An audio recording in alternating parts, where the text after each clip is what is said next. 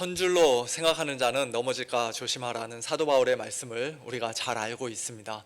성경을 읽다 보면 아주 대단한 큰 성공을 거두었다가 얼마 지나지 않아 참 너무나도 쉽게 어이없이 넘어지는 그런 사람들의 이야기를 우리가 종종 보게 됩니다.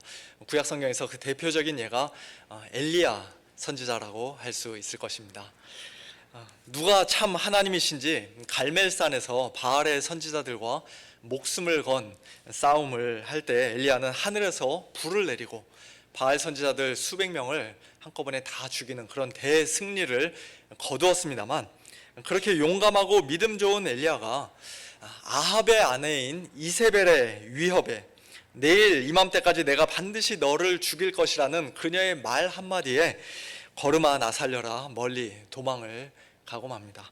도망가다가 중간에 로뎀 나무 아래에 앉아서 하나님, 제가 차라리 죽는 게 낫겠습니다. 지금 내 생명을 거두어 주옵소서라는 전혀 엘리야답지 않은 그런 나약한 기도를 올려드립니다. 신약 성경에서는 또 베드로가 그런 사람이었죠. 너희는 나를 누구라 하느냐는 예수님의 질문에 주는 그리스도시요 살아계신 하나님의 아들이시니이다 라는 멋진 신앙 고백으로 예수님께 칭찬을 듣고 또 천국의 열쇠도 받은 베드로였지만, 바로 몇 구절 뒤에 그는 예수님 십자가에 죽으시다니요, 그것은 절대로 안 됩니다, 인간적인 생각으로 그렇게 예수님을 가로막다가 예수님께 아주 엄한 책망을 듣습니다. 사탄아 내 뒤로 물러가라, 너는 나를 넘어지게 하는 자로다.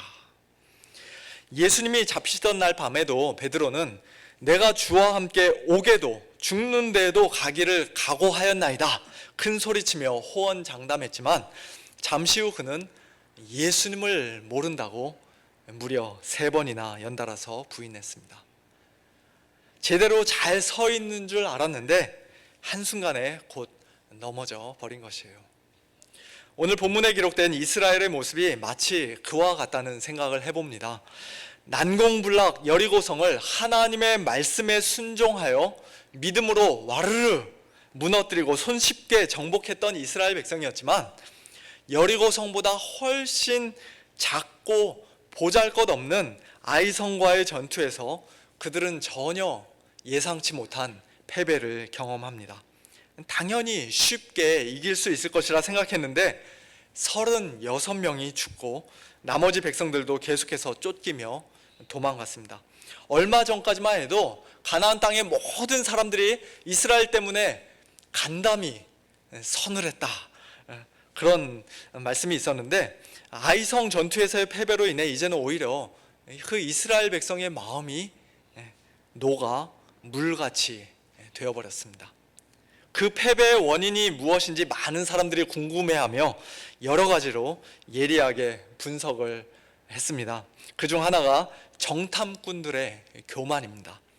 아이성을 정탐하고 돌아온 사람들이 3절에서 여호수아에게 이렇게 보고하죠. 백성을 다 올라가게 하지 말고 2-3천 명만 올라가서 아이를 치게 하소서. 그들은 소수이니 모든 백성을 그리로 보내어 수고롭게 하지 마소서. 40년 전 모세가 가데스 바네아에서 12명의 정탐꾼을 보냈을 때는 그중 10명의 정탐꾼이 가나안 땅 사람들을 너무 과대평가해서 그들을 너무 두려워하였기 때문에 하나님을 온전히 신뢰하지 못하는 그런 잘못을 범하였던 것을 우리가 잘 알고 있는데요. 오늘 이 아이성을 정탐하고 온 정탐꾼들은 그와는 정반대로 아이성 사람들을 너무 과소평가해서 너무 우습게 생각해서 너무 자신만만하다가 하나님을 온전히 신뢰하지 못하는 그런 잘못을 저질렀다는 것입니다. 정말 그런 것 같아요. 여리고성을 무너뜨릴 때 이스라엘 백성이 무슨 대단한 수고를 했습니까? 그들은 처음부터 끝까지 하나님께서 다 하신 일을 그들은 그저 순종했을 뿐이었습니다. 그런데 마치 그 여리고성은 사람이 너무 많고 견고한 성이라 자기들이 다 함께 올라가는 그런 엄청난 수고를 했다는 듯이 아이성에는 백성들을 다 올려보내지 말고 2-3천 명만 올라가서 치게 하라고. 그들은 소수니까, 아주 적으니까 모든 백성을 다 보내어 수고롭게 할 필요 없다고 그렇게 정탐꾼들이 보고를 한 것입니다. 다음 장인 8장 25절을 보니까 아이성 사람들이 모두 12,000명이었다고 말씀합니다. 그들이 아이성을 얼마나 우습게 봤으면 또 얼마나 자신만만했으면 겨우 2-3천 명만 보내도 괜찮을 것이라 생각했을까요? 상식적으로나 군사 전략적으로 볼 때 사실 그보다는 훨씬 더 많이 보내야 정상 아닙니까? 더군다나 아이성은 여리고성과는 달리 높은 언덕 위에 위치해 있었기 때문에 오히려 공격해 들어가는 입장에서는 훨씬 더 정복하기 어렵고 까다로운 그런 성이었습니다. 2-3천 명 가지고는 사실 안 되는 것이었죠. 그러므로 정탐꾼들의 지나친 자신감은 하나님을 참으로 신뢰하는 데서 오는 그 믿음에서 오는 자신감이 아니라 자기들의 실력과 능력과 경험을 의지한 철저하게 인간적인 자신감이었다는 사실을 우리가 알 수 있습니다. 혹시 오늘 우리에게는 이와 같은 인간적인 자신감, 다른 말로 하면 교만한 마음은 없는지 우리 자신의 모습을 다시 한번 돌아보면 좋겠습니다. 내가 왕년에 얼마나 큰 교회를 섬겼었는데, 내가 얼마나 많은 사역들을 감당했었는데, 내가 성경 공부 얼마나 열심히 하고 교회에서 훈련이란 훈련은 다 받아봤었는데, 선교도 내가 안 가본 곳이 없을 만큼 여러 곳 다녀봤고, 또 이 세상에서도 내가 경험이 얼마나 많은데 우리 서문교회 같은 정도의 규모의 사역은 내가 뭐 누워서 떡 먹기지. 만약에 혹시라도 그와 같은 마음이 우리에게 있다면 우리는 어느새 우리는 조만간 얼마 못 가서 곧 넘어지고 말 것입니다. 아니 어쩌면 이미 벌써 넘어져 있는 것인지도 모르겠습니다. 하나님의 일은 크든 작든 상관없이 모두가 다 영적인 일입니다. 인간적인 실력이나 탁월한 능력이나 세상에서의 많은 경험으로 또 교회 안에서의 많은 경험으로 할 수 있는 것이 아니에요.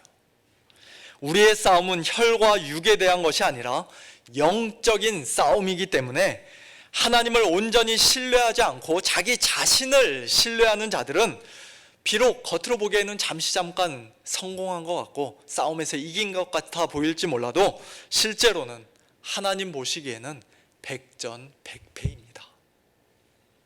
하나님께서 절대 무너뜨리시지 못할 정도로 크고 견고한 성이 이 세상에 없는 것처럼 하나님의 도움 없이 우리 자신의 힘만으로 얼마든지 무너뜨릴 수 있을 정도로 그렇게 작고 연약한 성 역시도 이 세상에는 존재하지 않습니다.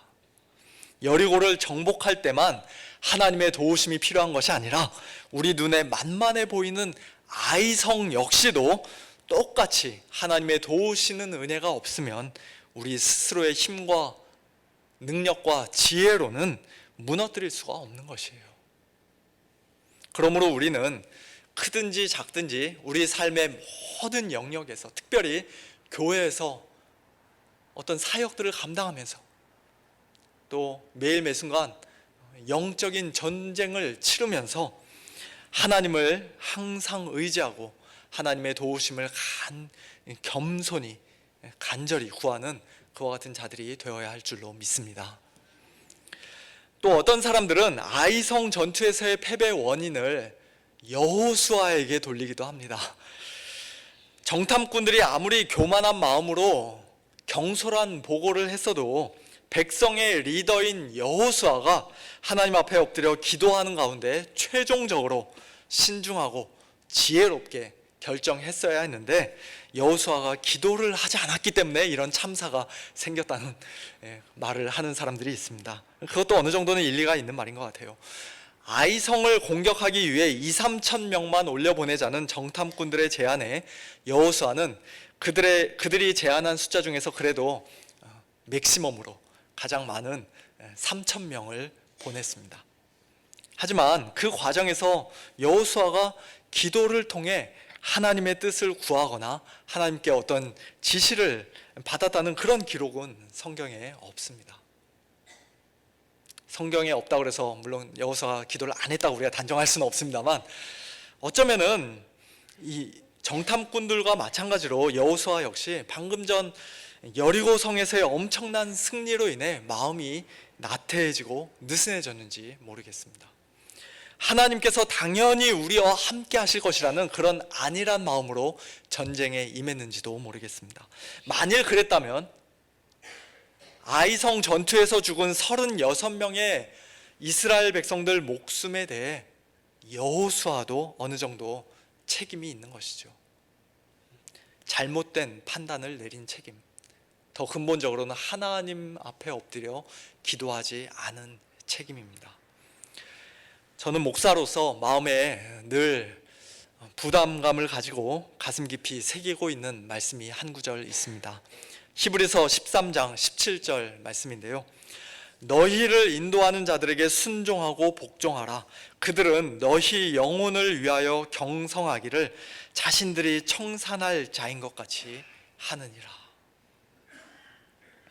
하나님께서 너무나도 부족한 자를 목사로 부르시고 특별히 우리 서문교회 성도님들을 인도하는 리더로 세우셨는데, 리더의 마음 자세가 어때야 하는지를 잘 가르쳐 주시는 말씀입니다. 성도님들의 영혼을 위하여 경성하기를 마치 나 자신이 청산할 자인 것 같이, 마지막 날 하나님의 심판대 앞에서 철저하게 계산하고 보고할 자인 것 같이 해야 한다고 그렇게 말씀합니다. 하나님께서 맡겨주신 소중한 영혼들이 살고 죽는 것, 서고 넘어지는 것, 건강하고 병약한 것, 그 모든 것이 마치 전적으로 나의 책임이라도 되는 듯이 그런 마음 자세로 하나님 앞에서 늘 깨어 있어야 한다. 성도님들을 위해 쉬지 말고 기도해야 한다는 그런 부담감이 목사인 저에게는 항상 있습니다. 부끄럽지만 우리 성도님들의 영혼을 위하여 마땅히 경성해야 할 만큼 경성하지 못하고 마땅히 기도해야 할 만큼 기도하지 못하는 저를 우리 성도님들 불쌍히 여겨주시고 저를 위해서 기도해 주시기를 바랍니다. 부족해도 순종하고 따라와 주시기를 바랍니다. 또한 저뿐만 아니라 우리 교회 당회와 구역장님들과 또 모든 목회자들을 위해서도 기도해 주시고 순종해 주시기를 바랍니다. 나는 너희를 위하여 기도하기를 쉬는 죄를 여호와 앞에 결단코 범하지 아니하겠노라는 사무엘의 말이 오늘 이 시간 저의 고백이요, 우리 당회원들의 고백이며 또 우리 교회 모든 리더들의 진실한 고백과 아름다운 결단이 되기를 간절히 소원합니다. 이처럼 이스라엘 백성이 아이성 전투에서 패한 원인은 교만하고 경솔했던 정탐꾼들 때문이다, 기도하지 않았던 여호수아 때문이다 등등 우리가 여러 가지 이유를 지적하면서 이야기할 수 있습니다만, 그러나 사실 그런 것들은 다 부수적이고 부차적인 이유들이죠. 가장 중요한 이유, 하나님께서 진노하시기까지 하신 진짜 이유는 따로 있었습니다. 1절 말씀인데요. 이스라엘 자손들이 온전히 바친 물건으로 말미암아 범죄하였으니 이는 유다 지파 세라의 증손 삽디의 손자 갈미의 아들 아간이 온전히 바친 물건을 가졌습니다. 여호와께서 이스라엘 자손들에게 진노하시니라. 온전히 바친 물건이 무엇인지는 지난 주일에 말씀드렸습니다. 여리고성 안에 있는 모든 사람과 가축과 물건들은 하나님의 전리품으로서 또는 가나안 땅에서의 첫 열매로서 전적으로 하나님께 속한 것이기에 이스라엘 백성들이 함부로 취하거나 손을 대서는 안 되고 모두 하나님께 바쳐야 한다, 헤렘을 해야 한다 라고 말씀드렸습니다. 그래서 그들은 여리고성 사람들을 남녀노소 다 죽이고 가축들도 죽이고 성과 그 안에 있는 모든 집과 물건들을 다 불사르고 은금과 동철 기구를 여호와의 집 곳간에 두어야만 했습니다. 만일 그렇게 하지 않고 그 바친 물건을 취하거나 거기에 손을 대면 이스라엘 진영 스스로가 하나님께 바치는 것이 되어서 그들 자신이 헤렘이 되어서 고통을 당하게 될 것이라고 6장 18절에서 하나님께서는 분명히 경고하셨습니다. 그런데 그 경고를 무시하고 아간이라는 사람이 온전히 바친 물건을 몰래 가져가서 숨겼던 것이에요. 구체적으로는 시날산의 아름다운 외투 한 벌, 은 200세겔, 그 무게가 50세겔 되는 금덩이 하나를 취하고 숨겼다고 그는 7장 21절에서 자백합니다. 우리는 여호수아 7장을 읽으면서 처음 1절 말씀을 통해 아간의 범죄 사실에 대해 미리 알 수 있었습니다만 당시 현장에 있던 모든 이스라엘 백성들은 그 사실을 알지 못했습니다. 여호수아도 몰랐고 정탐꾼들도 몰랐습니다. 그래서 6절 이하에서 여호수아가 옷을 찢고 이스라엘 장로들과 함께 머리에 티끌을 뒤집어 쓰고 하나님 앞에 엎드려 슬퍼하며 기도하는 것입니다. 하나님, 도대체 우리가 왜 진 것입니까? 여기서 이렇게 저희들 죽이시려고 저희들을 여기까지 인도하신 것입니까? 저희들이 여기서 다 죽으면 하나님의 이름이 웃음거리가 되고 더럽혀질 텐데 그래도 괜찮으십니까? 그런 식으로 여호수아가 기도합니다. 그때 하나님께서 드디어 그 이유를 말씀해 주세요. 11절과 12절입니다. 이스라엘이 범죄하여 내가 그들에게 명령한 나의 언약을 어겼으며 또한 그들이 온전히 바친 물건을 가져가고 도둑질하며 속이고 그것을 그들의 물건들 가운데 두었느니라. 그러므로 이스라엘 자손들이 그들의 원수 앞에 능히 맞서지 못하고 그 앞에서 돌아섰나니 이는 그들도 온전히 바친 것이 됨이라. 우리는 하나님의 이 말씀을 통해서 죄와 관련하여 크게 두 가지를 배우게 됩니다. 하나는 이 세상에 아무도 모르는 은밀한 죄는 없다는 사실입니다. 우리가 과거에 지은 어떤 죄에 대해서는 주위 사람들이, 심지어는 나하고 가장 가까운 식구들조차도 모를 수가 있습니다. 무덤에까지 자기 혼자만 들고 들어가는 그런 죄도 있을 수 있습니다. 하지만 하나님까지 속이고 하나님에게까지 감출 수 있는 그런 죄는 이 세상에 없지요. 아간이 아무도 모르게 어쩌면 캄캄한 밤중에 혼자서 몰래 했을 수도 있는 소위 완전 범죄를 하나님께서는 다 알고 계셨습니다. 두 눈으로 똑똑히 보고 계셨습니다. 그리고 그 죄를 결국 모든 사람들 앞에서 밝히 드러내셨습니다. 사진이 미리 아이들하고 같이 숨바꼭질 놀이를 하다 보면 저 사진들처럼 아이들이 자기 얼굴만 가려놓고 안전하게 숨었다고 안심할 때가 종종 있습니다. 자기 눈에 보이지 않으면 남들도 자기를 보지 못할 것이라고 아이들은 생각합니다. 신기하게도 세계 어느 나라든지 아이들이 저렇게 숨는 것은 다 똑같다고 하는데요. 죄에 대해서도 마찬가지입니다. 그저 남들 눈에 띄지 않으면, 들키지만 않으면 우리는 안전하다고 생각합니다. 아이들뿐만 아니라 어른들도 똑같이 생각합니다. 그러나 죄는 궁극적으로 하나님 앞에 짓는 것이에요. 그리고 하나님 앞에서는 그 어떤 죄도 숨길 수 없고 감출 수 없습니다. 우리가 이렇게 살아있는 동안 하나님께서 우리 죄를 들추어내지 않으신다면 마지막 날 하나님의 심판대 앞에서라도 하나님께서는 그 모든 죄를 낱낱이 드러내실 것입니다. 오늘 우리의 삶 속에 혹시라도 은밀하게 숨기고 있는 죄, 혼자 몰래 즐기고 있는 죄가 있다면 모든 것을 다 보고 계시고 다 알고 계시는 하나님 앞에 엎드려 솔직하게 자복하고 참으로 회개하며 그 죄를 속히 내버리는 우리 모두가 되기를 우리 주님의 이름으로 축원합니다. 두 번째는 우리의 죄는 단순히 나 혼자만의 개인적인 죄가 아니라는 사실입니다. 11절 말씀 다시 한번 보시면요, 하나님께서는 이스라엘이 범죄했다고 거듭거듭 말씀하세요. 내가 그들에게 명령한 나의 언약을 그들이 어겼다. 온전히 바친 물건을 그들이 가져갔다. 그들이 도둑질했다. 그들이 속였다. 그들이 그것을 그들의 물건들 가운데 두었다고 말씀합니다. 1절도 마찬가지입니다. 이스라엘 자손들이 온전히 바친 물건으로 말미암아 범죄했다고 말씀하죠. 그러나 실제로 범죄한 사람은 누굽니까? 유다 지파 세라의 증손 삽디의 손자 갈미의 아들 아간입니다. 아간 혼자서 온전히 바친 물건을 가져갔습니다.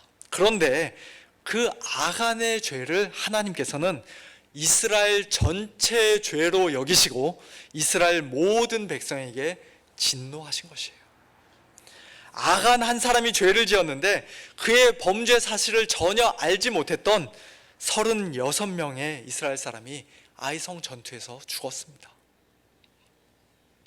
개인주의가 만연한 우리 현대인들의 눈에는 그들이 너무 억울한 것 아니냐고, 하나님이 불의하신 것 아니냐고 말할 수도 있겠습니다만, 그러나 성경은 이 세상 처음부터 이런 대표의 원리, 연합의 원리, 연대의 원리가 있는 것이라고 우리에게 가르쳐 주십니다.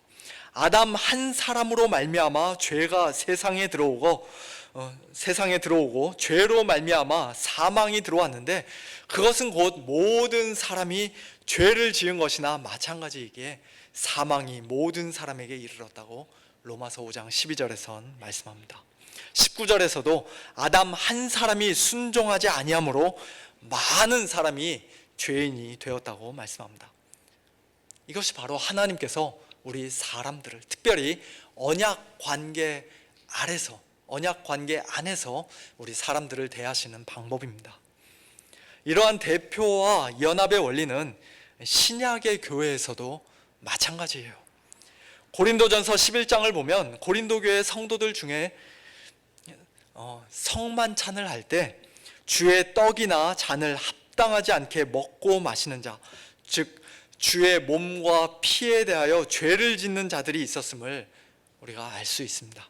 사람이 자기를 살피고 그 후에야 떡을 먹고 잔을 마셔야 하는데 주의 몸을 분별하지 못하고 함부로 경솔하게 믿음 없이 먹고 마시는 자는 예수님의 몸과 피를 먹는 것이 아니라 실제로는 자기의 죄를 먹고 마시는 것이라고 사도 바울은 말씀합니다.